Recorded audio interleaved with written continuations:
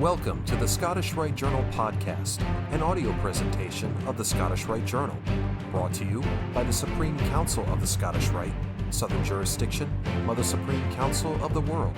This week's article is Mason and the Argonaut, Simon Lake, Inventor and Mason, by John M. Bozeman, and comes from the March-April 2022 issue of the Scottish Rite Journal. Readers of Jules Verne's 20,000 Leagues Under the Sea will remember that Captain Nemo was driven by two impulses: a desire for vengeance against a nation that took the lives of his family, and a love of exploration of the undersea world. Verne's groundbreaking science fiction story not only served to critique imperialism and to predict the future, it helped create the future as well. At least two men were so inspired by this French novel as to devote their careers to making undersea voyages a reality: Brother Simon Lake and his rival, John Holland. Each man, however, understood the submarine differently. Lake saw the submarine as a tool for defense and exploration, while Holland viewed it more as a means of attack. Simon Lake, the younger of the two, came from a family of inventors and practical engineers, and he spent a significant amount of time of his youth in New Jersey and Pennsylvania sailing, all the while inventing and learning mechanical work.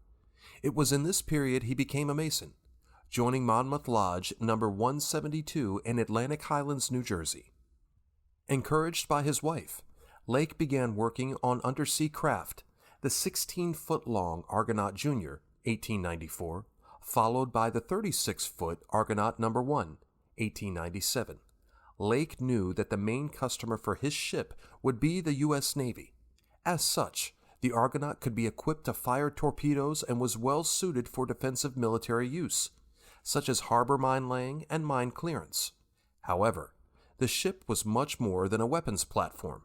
It also included a large underwater floodlight, a diver's airlock, and a sampling door allowing a person to safely reach out of the submarine to take specimens or harvest shellfish.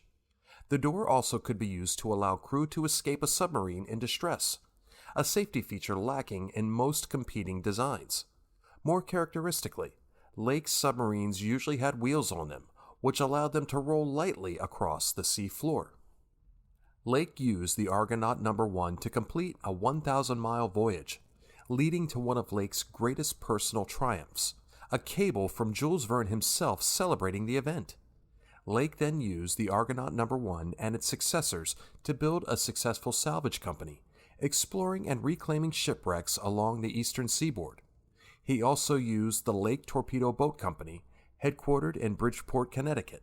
There, Lake affiliated with Ensantaway Lodge No. 89 in nearby Milford, Connecticut. For years, Lake was unable to interest the U.S. Navy in his submarines due to the Navy's preference for the undersea ship of competitor John Holland. Lake thus traveled abroad with his family to develop submarines for the Russian, Austro-Hungarian, and German navies instead, only returning home to work for the U.S. Navy upon the outbreak of World War I. While Lake did not invent the submarine, he had a tremendous influence on the submarines of today.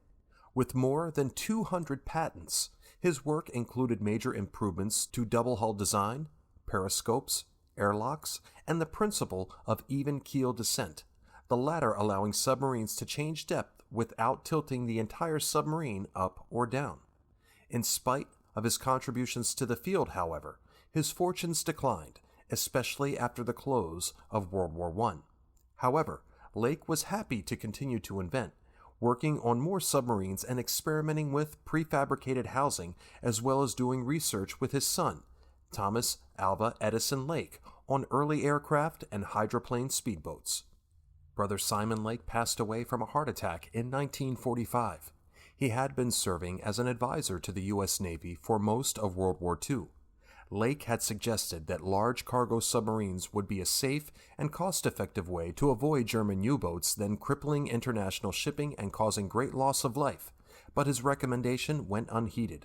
Lake did live to see a submarine of his design, the USS 012, rechristened Nautilus, become the first submarine to explore any distance under the polar ice cap in 1931.